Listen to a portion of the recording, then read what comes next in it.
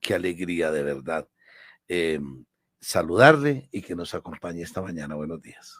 Muy buenos días, José Fernando. El gusto es mío. Muy agradable estar en este espacio. Un especial saludo también para Angélica y para toda la audiencia que nos acompaña esta mañana. Bien, hablemos de su apellido. Mi apellido, Rusín, que yo gozo mucho porque la gente jura que es un Termina con E. apellido. Sí, Yo dije con I. muchas veces siempre me lo cambian, Rusinski, Pasa Runsky. seguido. Frecuentemente, lo extraño es que me lo digan bien. Bueno, La gente piensa que es un apellido extranjero y es súper cundinamarqués, yo creo. Eso debe ser Cundinamarca no puede ser, de bien adentro de Cundinamarca, sí, como viene adentro de Boyacá. tal cual. Rusinque. Rusinque. Y ha averiguado el origen. Pues mi papá decía que era de origen de Europa del Este y sí hay personas que tienen ese Sí, apellido en el este, pero con diferente ortografía. Lo que yo sé es que aquí en Cundinamarca hay muchos Rusín que es un apellido súper común. A mí me suena más bien como de origen nuestro, como muy autóctono, pero pues la verdad no he hecho el se estudio así a profundidad. acostumbra a que lo pronunciemos de diferente forma, pero no se molesta. No, para nada que me va a No, pero molestar que que sea a todo así. mundo corrigiéndole, pues que, No, no, no, no, no. A veces corrijo, a veces no, si me preguntan. ¿cómo llega a este cargo? Al cargo. Ujú. Pues a ver, yo estoy acompañando al presidente Gustavo Petro como activista desde cuando, sobre todo cuando perdió las elecciones en la segunda vuelta del 2018, porque inicialmente para esa oportunidad estaba acompañando a, a De la Calle. Sobre todo veía muchas apuestas en común entre ellos. Yo sabía que no era un candidato que necesariamente tuviera una posibilidad, pero lo veía como una persona muy importante para una convergencia de segunda vuelta. Cuando no fue el caso, a mí eso me decepcionó muchísimo, me pareció muy irresponsable e inmediatamente me fui a rodear como la candidatura del hoy presidente Gustavo Petro en París, porque yo estaba haciendo mis estudios de doctorado en París y a partir de ese momento me vinculé a su militancia, a Colombia Humana, y duré todo ese tiempo, casi que los 4 años, con un activismo muy fuerte. Y estuve participando en una marcha contra el genocidio, contra el asesinato sistemático de los líderes sociales a La Haya. Allí tuve la oportunidad de conocerlo personalmente y ya a mi regreso a Colombia, digamos, pues me vinculé de una manera más cercana pues a su movimiento, a las diferentes apuestas, digamos, que estaban haciendo. Y pues ya digamos que pues una cosa ya fue las elecciones presidenciales, fui precandidata para la Cámara de Cundinamarca, Ah, una candidatura más bien fallida, llena de tropiezos, renuncié al final después de estar inscrita y decidí vincularme a la estructura de su campaña política a la presidencia. ¿y por qué partido aspiró a la Cámara por Eso fue todo Cundinamarca? un cuento, pues yo era de la militancia y del activismo de la Colombia Humana, pero había una cuestión allí con los avales, yo había ingresado un poco tarde, entonces a mí me proponen darme el aval de Fuerza de la Paz, que en ese momento no tenía personería jurídica, Claro, creo que ya claro, en ese claro. momento sí, digamos por una cuestión para poder ordenar las listas, algo pragmático, pero finalmente mi candidatura tuvo muchos accidentes y todo pasa por algo, digamos, entonces como que al final yo consideré que no había No, garantías, pero siempre en la vida todo pasa por algo. estoy de acuerdo, Siempre, pero estoy de siempre acuerdo en todo. y siempre todo nos llena de más de Bueno, malo, aprendizajes. De regular, como acuerdo. sea, uno evalúa y dice, fue madre, ya aprendí, esto era un aprendizaje, esto tenía que pasar para esto, De pero acuerdo. siempre es así. Todo es una escuela. Todo es una escuela, claro que sí. ¿Y quién la invitó a ocupar ese cargo? El señor presidente. ¿De verdad? Pues yo creo que es un cargo que necesariamente implica que sea el quien haga la invitación. Es mucha responsabilidad para mí, pues digamos, Digamos que ahí está la palabra confianza también, ¿no? Yo como presidente busco a alguien que sea leal, que yo le tenga confianza, que crea en esa persona para ocupar ese cargo. Además que desde allí se manejan banderas que él y muchas propuestas que hizo en campaña y lo que piensa el presidente. Desde allí hay que aterrizar todo lo que él tiene en su agenda también. Sí, pues a ver, Yo no hubiera aceptado ese cargo con cielo. a ver, cuando a mí me Usted lo sí es terca. propusieron, yo digamos que yo fui la primera sorprendida, la Sí, verdad, sí. porque sabía que era una gran responsabilidad, pero pues aquí estamos para seguir el proyecto del presidente como él lo disponga. ¿Cuánto tiempo llevan en cargo? Casi 6 meses, cumplimos 6 meses el 13 de marzo. Nada más y nada menos que el Departamento de Prosperidad Social. En pocas palabras, ¿qué es ese departamento, doctora Cielo? A ¿Y ver, para qué sirve? ¿Para qué lo crearon?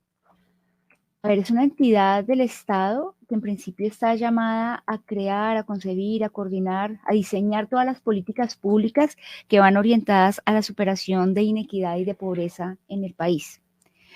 Digamos que fue un departamento que fue concebido por gobiernos anteriores y en esta medida, pues, el presidente ve con un ojo crítico, pues, la labor que allí se venía desempeñando, que obedecía a otras lógicas, digamos. Nosotros estamos hablando de un gobierno del cambio, un gobierno que pretende superar, pues, ese modelo neoliberal que de alguna Claro. manera, pues, está tan cuestionado a nivel mundial hoy en día. Y pues este departamento pues llevaba la política social de una manera a nuestros ojos asistencialista, en la medida que pues muchos de los beneficios que allí se otorgaban se hacían como tipo limosnas, digamos, como que la gente que era beneficiaria o que es beneficiaria se eternizaba en el tiempo recibiendo estos beneficios, pero sin ninguna esperanza de superar el estado de vulnerabilidad o el estado de precariedad por el cual se supone que era beneficiario.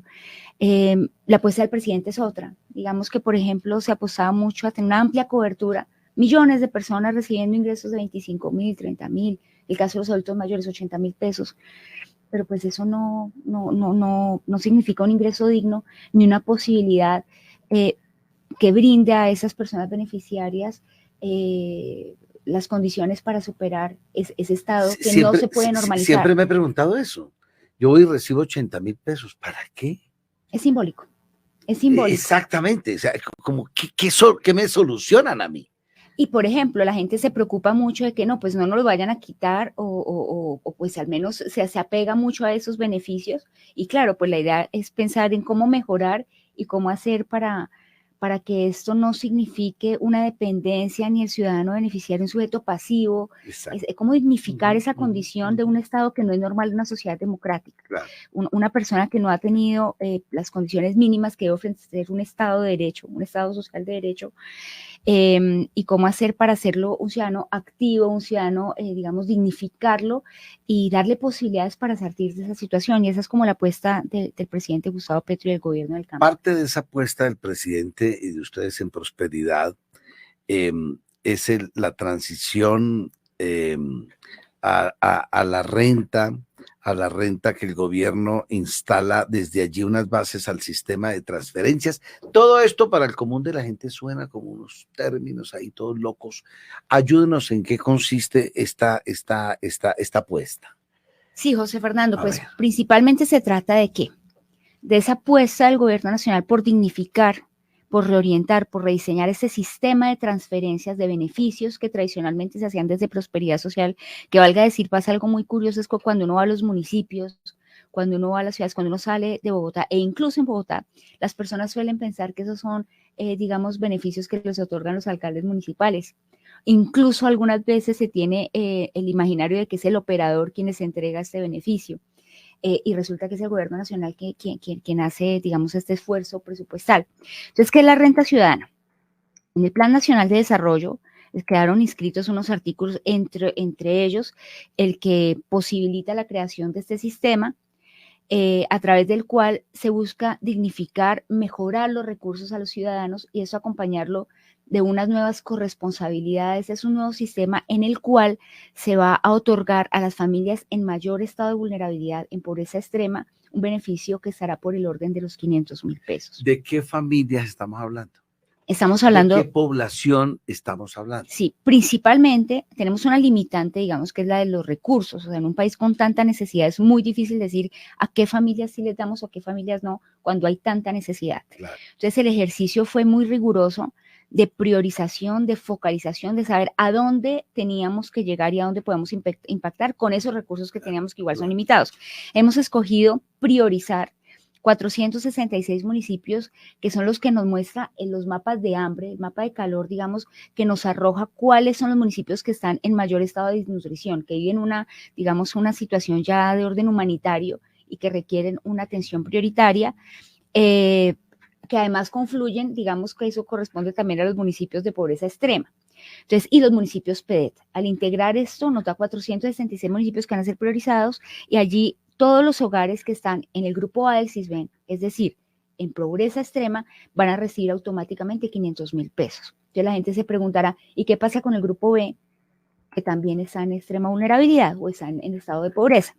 Para ellos también van a ver aumentado exponencialmente sus beneficios. Aquí todos los que habían sido beneficiarios de este programa, por ejemplo, de Familias en Acción, que es el programa que nos permite por el momento hacer esa transición. La base legal la tenemos allí con las corresponsabilidades que ya están dispuestas en la ley que dio origen a esta apuesta. Entonces allí lo que vamos a hacer es un mejoramiento y ya de acuerdo a la conformación de los hogares, al número de hijos, a que cumplan las corresponsabilidades en salud, en educación, como tradicionalmente se hacía, pero una familia que normalmente recibía promedio 90,000 pesos, ahora estamos hablando de que mínimo va a recibir por el orden de los 160,000 pesos hasta los 480, 500,000 pesos en función del número de hijos. Entonces, y había familias, por ejemplo, que muy normalmente, como yo lo mencionaba, recibían 25,000 pesos solamente. O sea, esto en nuestro gobierno es impresentable, no estamos de acuerdo, no podemos mantenerlo, digamos, y como mínimo estamos hablando de ingresos que estén por encima de la línea de pobreza. Una familia con un solo niño que antes recibía 25,000 pesos, por ejemplo, que no era del municipio, que no es de municipio priorizado, va a recibir como mínimo 140,000 pesos. Y así en adelante. Estamos hablando de un aumento exponencial de los ingresos de las familias más desfavorecidas. 500,000 pesos para más de 500,000 de colombianos, directamente los que se encuentran en esos municipios priorizados que hacen parte del grupo del CISBEN. Hay un enfoque diferencial también que va a privilegiar a las víctimas y a los indígenas, que los que estén en esos municipios automáticamente van a tener ese monto que es el mayor, el de 500,000, que es un monto que está por encima de la línea de pobreza. Y no solo eso, la apuesta del gobierno, ¿cuál es? No es solamente entregarle al beneficiario sus 500,000 pesos y ya defiéndase como pueda, sino priorizar a esas familias, hacerles un seguimiento y darles una oferta institucional en materia de educación, de habilidades para la empleabilidad, digamos, con el SENA, con las diferentes instituciones que tenemos, estamos trabajando en eso. ¿Cómo le llegamos como con un plan de choque para sacarlo de esa situación? Entonces, estos 500,000 pesos, pero además, ¿cómo le ayudamos a salir, a que busque su autonomía, qué es lo que la gente quiere? Porque ese es también el imaginar que es que les gusta todo regalado, es que ya les encanta que le regalen, no, que le regalen nada. Una persona que está en situación de hambre, pues cómo va a superar ese estado con 25,000, 30,000, 80,000 pesos que por demás son insuficientes. Lo que necesita es valerse por sí misma, pero primero que se le dé lo mínimo vital, digamos, para poder salir adelante. Y esa es en principio, digamos, la apuesta a grandes rasgos. Tome cafecito, que prepara la pregunta Angélica Porras Díaz, su directora del noticiero Todo el Área y la voz de Porras Digital. Directora, ¿cuánto será la inversión? Aproximadamente, ¿cuánto se calcula que se va a invertir en esta transición en 2023? Sí, Angélica, estamos hablando de una inversión por el orden de los 7 billones de pesos. Una primera parte ya la teníamos con el presupuesto que ha sido asignado un poquito? Es que ordinariamente por el... Las nombran tan rápido, pero son cifras tan grandes. Grandísimas. Inmensas. ¿Escucharon bien? 7 billones de pesos, hágame el bendito favor.